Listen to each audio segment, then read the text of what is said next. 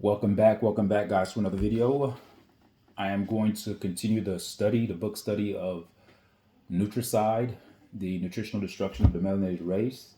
Last time I stopped, I read to the part where we're talking about the um, the spirituality of melanated people, of Africans, and we have been taught to be disconnected from our true spiritual systems, and we've been torn apart. We've been ripped from our original spiritual systems. Therefore, we've adopted the European means of spirituality, which is totally counterproductive and counterintuitive to our DNA and to our whole entire makeup. So I'm going to continue. Okay, if you want to catch up, you're going to have to go back and look at the other ones on my channel. All right, here we go.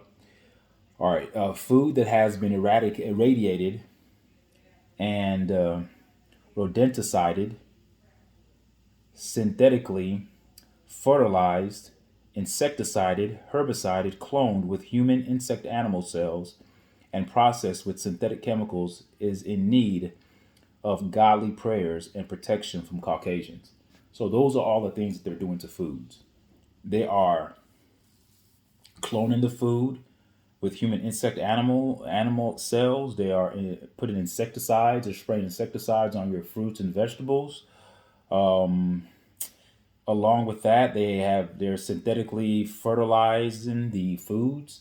There's natural fertilizers that we have, but to speed up the process, because we live in a capitalistic world and where profits is the main thing that people are going for. So whatever means that the European needs to use in order to mass produce, they're going to use any means necessary to mass produce. And if that means using synthetically fertilized agents, they're going to use that instead. And those synthetic forms of fertilizers are not good at all.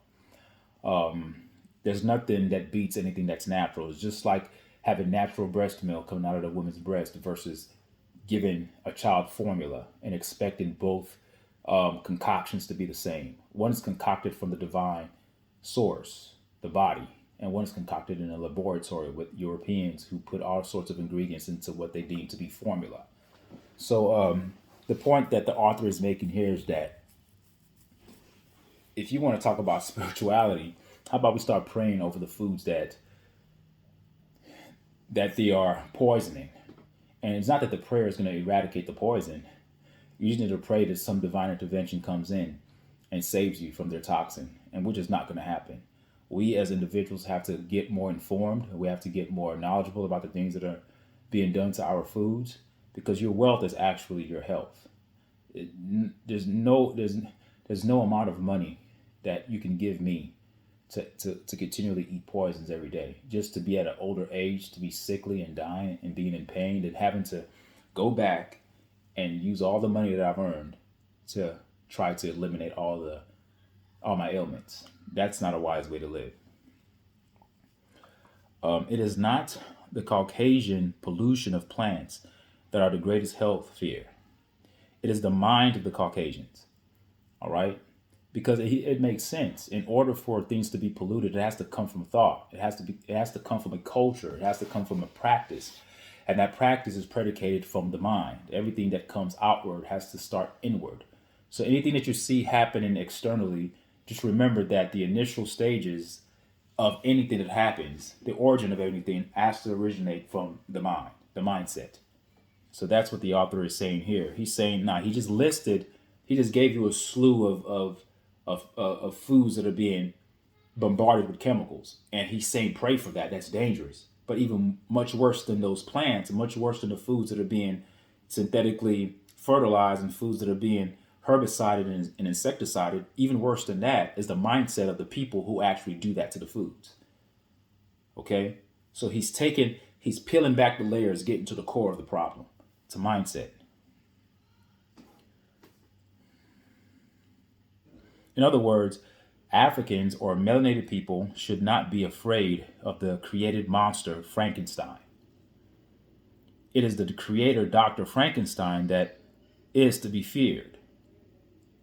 It is his creator that should be feared. So don't fear the food, fear the creator of the food. So when you guys are in stores if you care about your health and you're trying your hardest to remain, as healthy as you can in the climate that we live in, because it's almost impossible because everything's being sprayed nowadays. All you can do is eliminate the toxins as much as possible. There's no way to. I mean, there is a way, but it's very difficult to live in this polluted planet that we live in and try to carve out a pristine type of lifestyle. It's going to be very, very difficult to do that. But what the author is saying here is that don't fear the foods, though the foods are bad. Yes, fear the people who are creating that food synthetically. That's who should be feared. Okay? So the Frankenstein analogy is just that. He's saying don't be afraid of Frankenstein, be afraid of the creator, of his creator. All right? Um, Dr. Frankenstein being the creator of Frankenstein. In any case, protection and reparation to nature are the spiritual right of plants, air, water, soil, and Africans. Why is he saying Africans? Why did he add Africans or melanated people? Because we are one with nature. I've always said this. I've said this a gazillion times in my videos. We are natural to the planet. Every other race is not. It doesn't mean they can't dwell on the planet. They can. They could carve out their existence on the planet. But if you're talking about from a biochemical perspective, from a DNA perspective, from a genetic perspective, we are one with nature. We're one with plants. Our DNA compositions are very, very similar. All right. So that's what the author is saying here. He's saying that in any case, protection and reparation to nature are the spiritual right of plants. So he's always talking about the spiritual component of every living thing. Anything that's composed of spirituality means that it's alive and it exists and it exists in this realm, and it needs to be governed with a sense of delicacy, with a sense of respect. The European doesn't respect plants. They do whatever they need to do with it just for profit. Their mind is about profit and gain. The spiritual construct of the melanated gene means to build, to reciprocate, to venerate. And whatever we use it with a degree of respect. We're not wasteful. We don't use things disrespectfully, as the European does. All right, reading along here. All right, in any case, protection and reparation to nature are the spiritual right of plants, air, water, soil, and Africans. Reparation for nutricide is beyond the comprehension of the practicing insane. And he calls the practicing insane the Caucasian because they're insane. Africans that benevolently ask the Caucasian to voluntarily pay reparations might as well ask white people to stop having white skin. So this idea that you're going to be provided reparations is idiocy. Number one, we're not even written into the Constitution. The Constitution doesn't even have our names in it. It's a foreign government. They came here to this land to take the land from the original landlords, and the tenants became the rulers and the masters of the system. So, with that being said, and just to add to that too, Africans that you're asking for something that's not going to be given to you at all because they don't care. If they don't care about nature, they damn sure don't care about you. A new standard of reparation must be developed to meet the requirements demanded by Africans, as the white standards are for whites only. The standard for reparations is entrenched in Caucasian superstition and psychosis. For example, Caucasian science, nutrition, medicine, and social science uses the belief that the natural existence of life is confusion, antagonistic, a conflict, and contrary to nature, then become confused, chaotic, and die. I'm going to read that again so it can sink in, because that's the kind of mindset that we've all enveloped by amalgamating ourselves into this European system. We've conjoined ourselves to a system that's detrimental to our entire makeup. It's detrimental to our mindset as well, because we're taught this from a very young age through indoctrination, through education, through social media, mass media. It's done slowly and subtly, and it's left up to the parents at home to make sure that they reprogram the minds of their own children to let them know this is not the way it should be. I'm going to read that again so you guys can get a clear understanding of what I'm trying to say. It says here, the standard for reparations is entrenched in Caucasian superstition and psychosis. So the premise that he's framing here is that the way that we live, the mindset, the culture of America in and of itself, no matter how great you think it is, because ignorance could be bliss if you want to remain in that state. But if you know better, you do better. He's saying that the whole foundational construct and the principle of it is based on and rooted in psychosis and insanity, superstition and psychosis. Superstition is a belief that you have that's rooted in the concept of flight or fight, all right, that has no base. It's just what you think. So you go off what you think, and so as you think, so you are. So superstition is the athlete who plays sports who thinks that if he wears a particular socks, he's going to win the game because whenever he wears that socks, he wins. But it's not the sock that's making you win. It's your ability to actually play hard and triumph over your opponent. And maybe because you believe in that sock, you actually end up playing harder when you wear the sock. But if you don't have the sock, now you're in a mental fog and in a mental dilemma because you're in your head and you're in your headspace saying, oh my God, I don't have my sock. So now you're divided. You're worried about the sock, the lucky sock that you don't have on, not putting your mind consistently 100% undivided attention toward the game. So now your attention is divided, therefore you can't concentrate on the game, and therefore you lose. But it's not the sock, it's your mindset. It's the way you've set your mind. You've set your mind to be fixated on a superstition based upon a sock, my lucky sock, my lucky glove. A lot of baseball players, a lot of Major League Baseball players believe in superstition. And it's not by coincidence. It's because most of the players in Major League Baseball are Europeans. Many of our melanated brothers who are in that sport adopt those same principles. We become contaminated with that idea of superstition. Oh, if you don't walk, don't split the pole. It's bad luck. All that is BS. It's nonsense. It's nonsense. So I'm just giving you a brief example of how superstition is used in sports today, but even in life, even in the general practices that we live under, the routine and the mundane things that we do every day. And we do it subconsciously, not even actually being aware of those things that we're doing. And we do it. It's all rooted in superstition and a psychosis. So for example, he says here, Caucasian science, and he's defining this as Caucasian science because the Western form of science is not true science. If you look up the root word science, science means to know. You cannot have superstition and science working together in the same frequency because science means to know. Science in and of itself would eradicate and destroy superstition because knowing eliminates superstition. See, the guy who thinks that he's wearing his lucky sock is the reason why he won the baseball game. He doesn't know that it's his effort that won the game, not a lucky sock. Okay? The sock is not what makes you win. It's your mentality and the effort you give that makes you win. That's the knowing part. The unknown part is the superstition part. But when you know, you understand that I can wear any sock. This is all predicated on my effort into the game and how much concentration that I take toward the game. Okay? So, for example, Caucasian science, which is not science, which is why he's given science the adjective of calling it Caucasian science. He's giving you an example that Caucasian science is not true science. Okay? Caucasian science, Caucasian nutrition,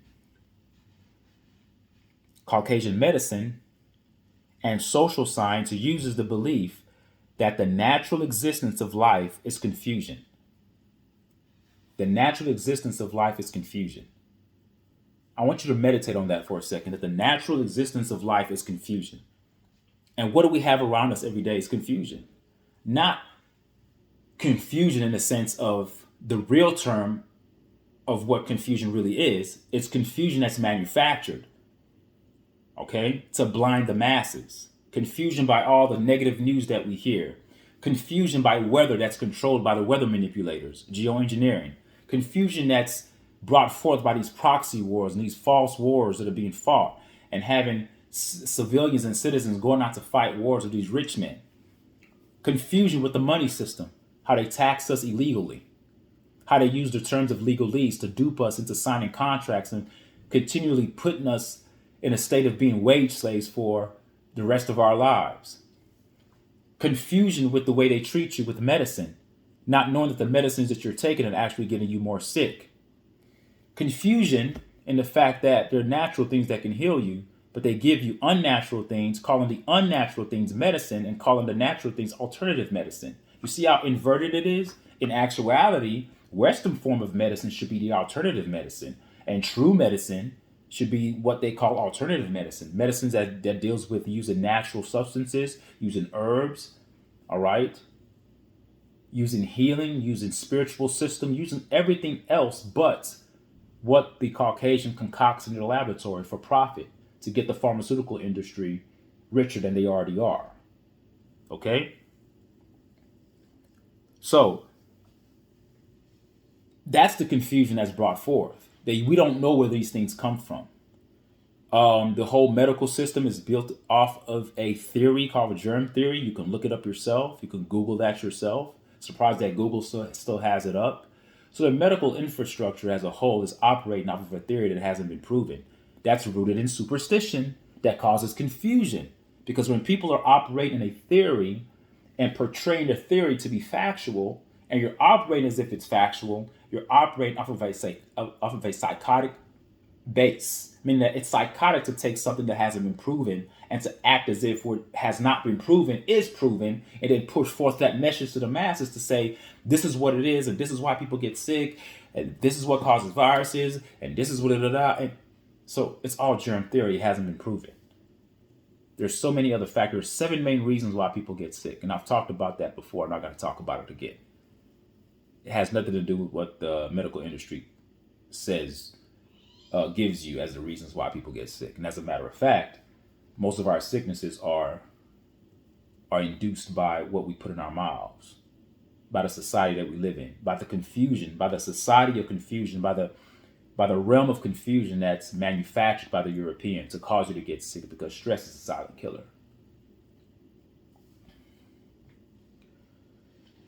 So these Caucasians, they believe that natural existence of life is confusion. But how can natural existence of life be confusing if it's natural? Think about it. Things that are natural, there's nothing confusion about things that are natural. It's just natural. It becomes confusion when you counter the natural with artificiality or synthetics or things that are unnatural. Is when you're trying to force the unnatural and make the unnatural natural, then you demonize the natural as being confusion. You see how everything's getting mixed up? Then the one who tends to speak up becomes the one that's demonized as being the quack or the conspiracy theorist or the nut job or the person that doesn't know what they're talking about.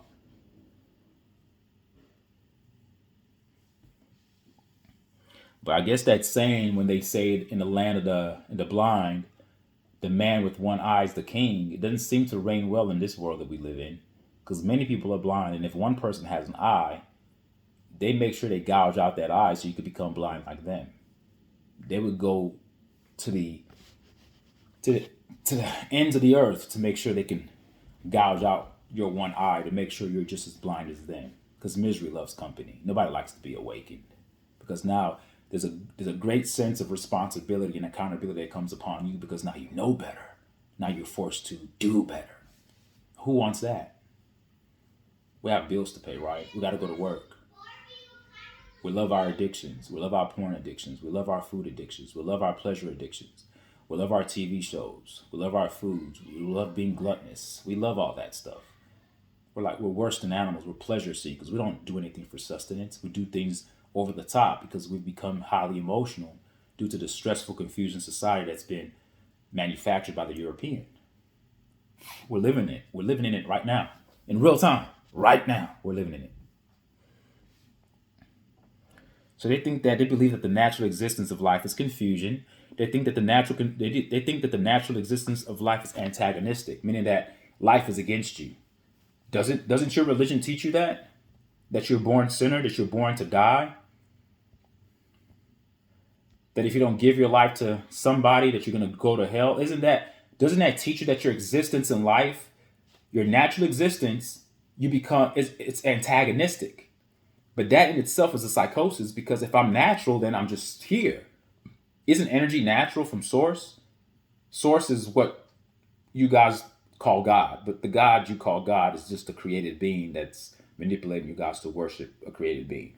The creator, the source of all the multiverses, an energy source, to power, to frequency, to vibration. That it is not even a he or she, it's genderless. That force or that power operates in logic parameters, on logic principles. It operates on logic principles, and because it operates on logic principles, it means that it has a mind and it has a purpose for why it's doing what it's doing. And trust me, its purpose wasn't to create the multiverse and all the different dimensions and all the different realities for every creature to worship it. No, it's just a way to express itself and expand and experience reality through multiple dimensions and gain and collect data from every living being, which is why there's a divine spark of divinity in everything that's alive, even from the smallest insect to the biggest animal to the smartest human to the dumbest human. God is everywhere at once because it's in every living thing at once. It's omnipresence because every living thing that's present, that source is in it. So how can your natural existence, and then you're made to believe that your natural existence is antagonistic? That doesn't make sense. So they want you to believe that your natural existence of life is confusion, that your natural existence of life is antagonistic, but they make it that way with their systems, with their banking systems, with their fraudulent systems, with the laws they put forth. All right? They want you to believe that your natural existence is a life of conflict and contrary to nature, then becomes confused, chaotic, and die. That's what they want. That's why I always say on my videos that we live in a death cult. I've always said that. We live in a death cult. A death cult. We are just, the hospitals are a death cult. The medicines are a death cult. The foods that are approved by the FDA are part of a death cult. Our ancestors would look at all this and say this is poison and burn it down.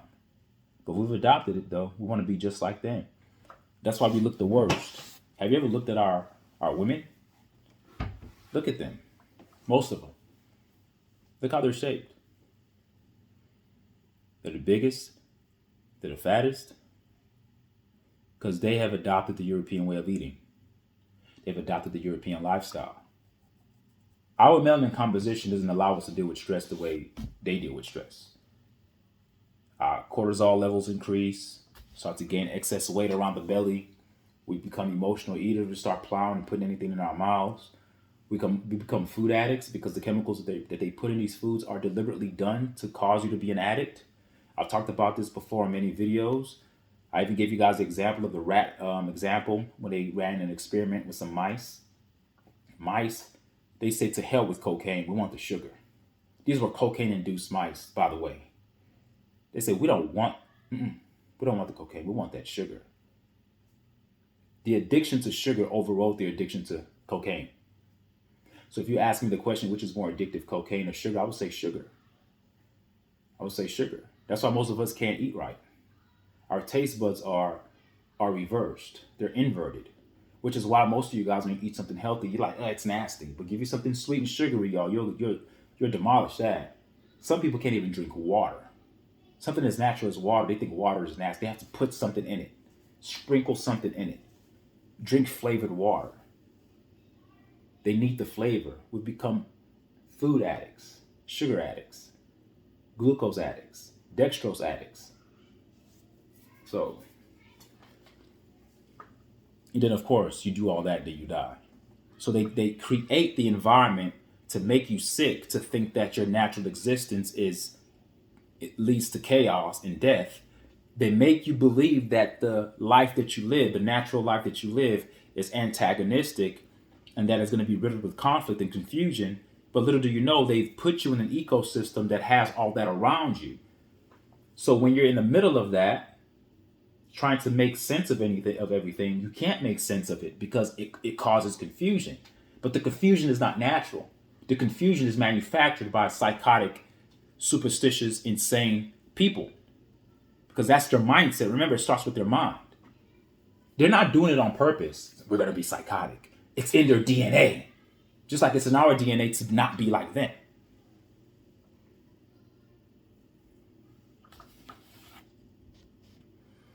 This linear logic justifies their continued psychotic need to dominate and nutricide Africans. When he says the term nutricide, again, as I've said many, many times, the term nutricide means the nutritional destruction of the melanated race. So he's saying that the linear logic, it's a linear logic to them. It's just natural. It's natural to them. Their natural sequence of thought is psychotic, riddled with superstition and insanity. Because it goes against nature. You say, why am I speaking like this? Because it goes against nature. It goes against anything that's natural. Anything that goes against natural order is considered insane. Okay? So he's saying here that the linear logic justifies their continued psychotic need to dominate and nutricide Africans. They need to dominate. And we are their prey. We live in a world of prey and predator. We happen to be their prey. Because they've chemically got us by the balls, by the cojones.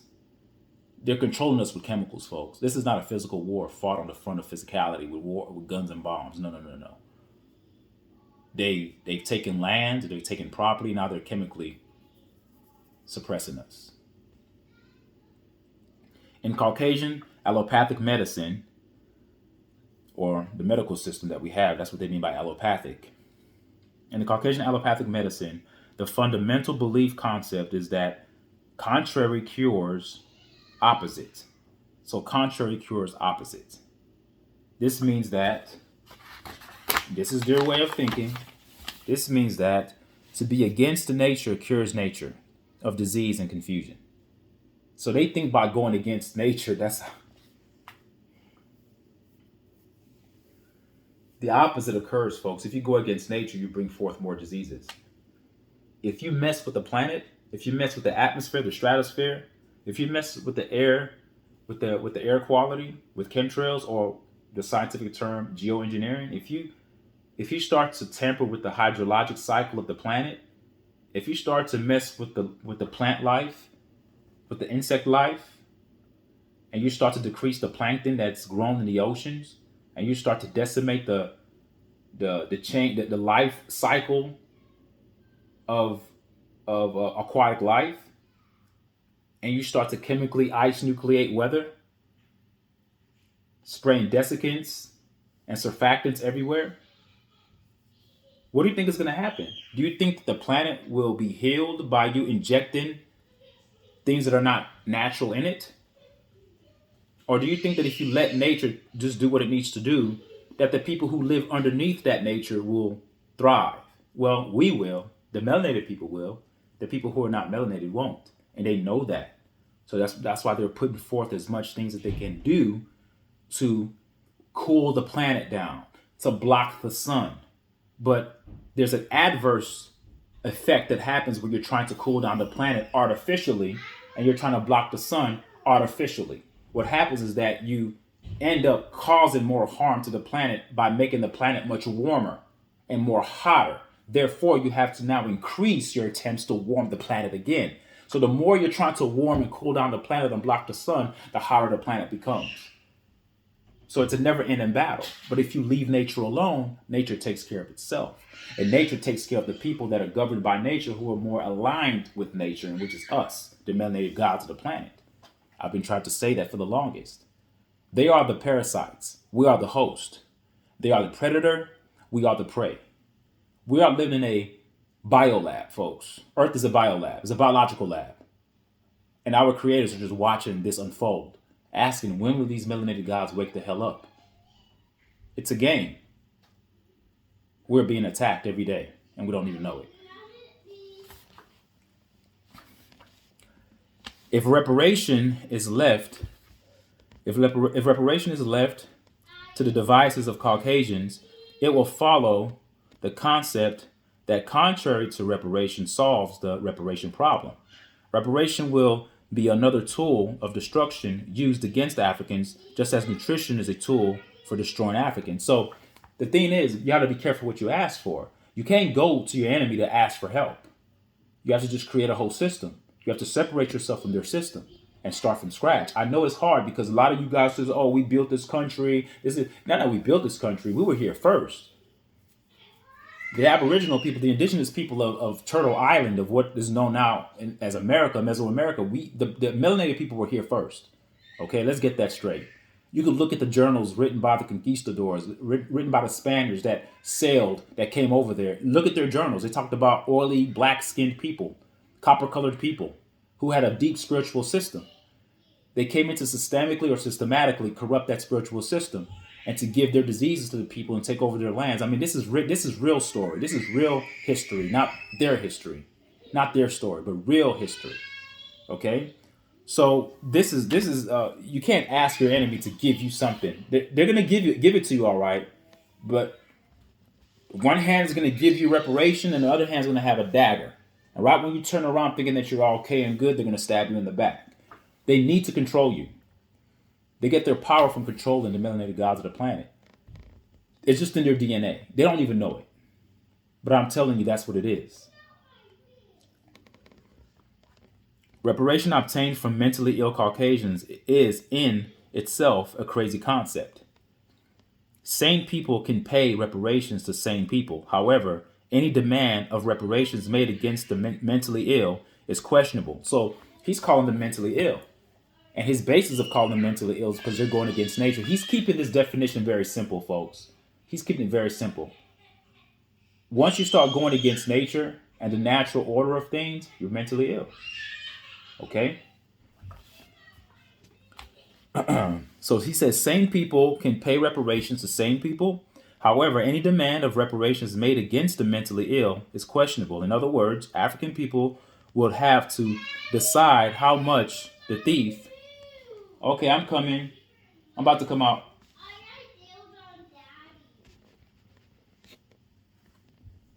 All right. However, any demand of reparations made against the mentally ill is questionable. In other words, African people will have to decide how much the thief, which is the Caucasian, should keep of what they have stolen. This is what Africans call reparations. No thief has any rights to claim any part of what they have stolen. That's the problem. We're asking for reparations from people who stole everything that they've gotten. They've manipulated countries. They have all of their military bases all across the world.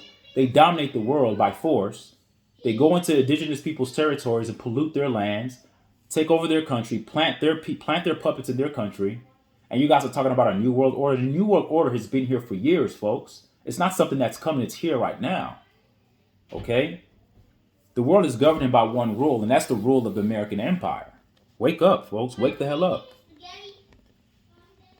So how can they now claim things that they've stolen and give you a piece of it, give you reparations, give you what they owe? They should give up everything. They can't claim rights to anything that they stole.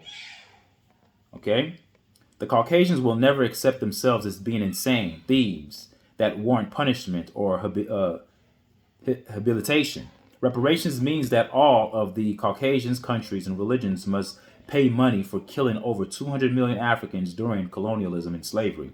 Added to this, they must pay for Africans lynched via drugs by police and jails as a result of drug experiments, medical treatments, eating junk foods, miseducated mental deaths, alcohol, cigarettes, and poisoned syphilis killed fighting in Caucasian wars and abortion victims.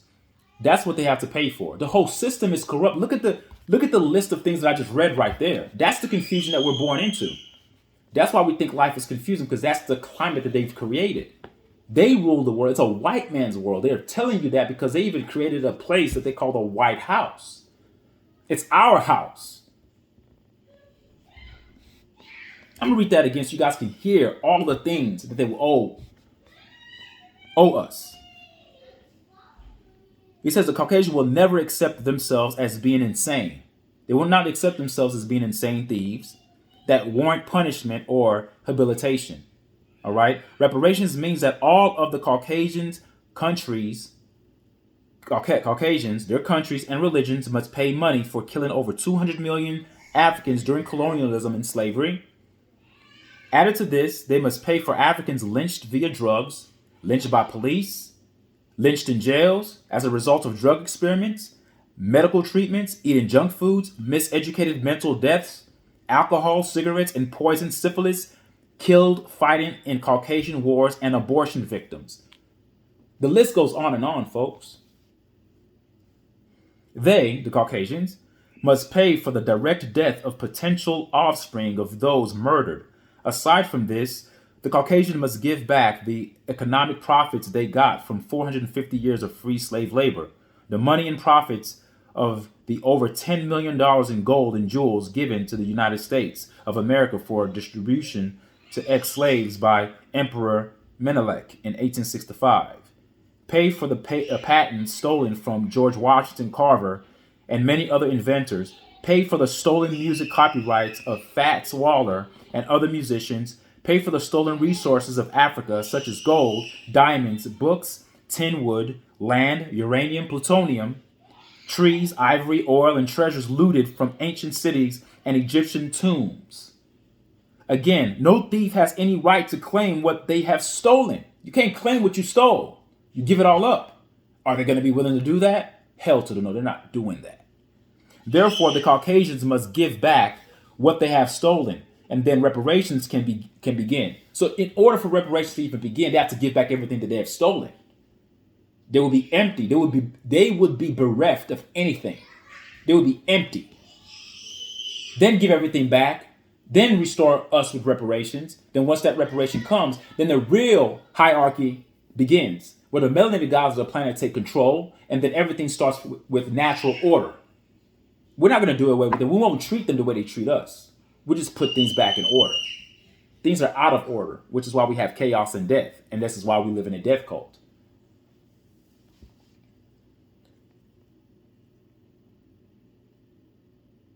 Anything else would be an insult to our ancestors. Only a sane people can be punished for or pay reparations. Caucasians will have to be habilitated. Habilitation means they must learn to live in holistic harmony with themselves, nature, and then other races. They can't do that, though. It's not in their DNA to do that. You cannot habilitate somebody who's built a certain way. You cannot habilitate a lion to come into your house to be a friendly pet. It'll devour you and your children. You cannot habilitate certain things that are built a certain way.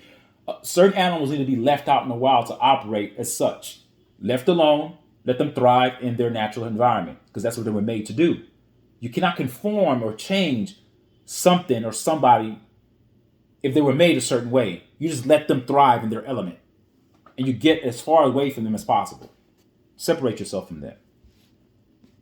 So he says here, habilitation means they must learn to live in holistic harmony with themselves, nature, and then other races. After habilitation, the Caucasians should be holistically balanced and then rehabilitated. Reparations in Caucasian linear logic means punishment, while with Africans it means healing. So there's a difference. They think they're being punished when we're talking about reparations, but reparations is right. You need to give back what you owe. First of all, give back all the things you've stolen, then pay us back for what you stole, what's rightfully ours. But they won't do that because they deem that to be punishment. But we don't look at that as punishment. We look at that as being justice. It goes back to the practice of Ma'at, that old spiritual practice of our ancient ancestors in Egypt. Spirit of reciprocity, spirit of being equal, justice. The feather of Ma'at, being balanced. Doing the right thing balances the scales. It justifies everything. And nature takes its course. And the people of nature are us, folks. The melanated gods of the planet, the genetic gods of Earth.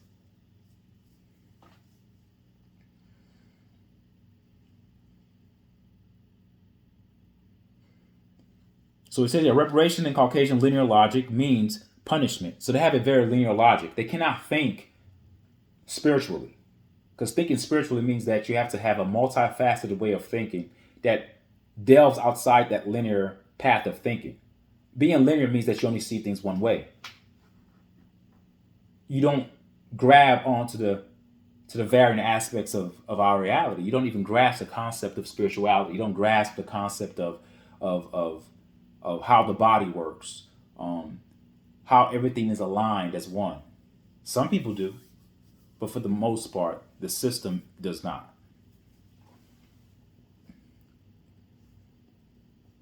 So it means healing and harmony with God. Reparations, that's what reparations means for us. So reparations for Nutricide are part of the reparations that the Caucasians must confront in order to gain some form of sanity. They're not going to confront that. It's about profit. It's a win-win for them. We get profit and we kill y'all.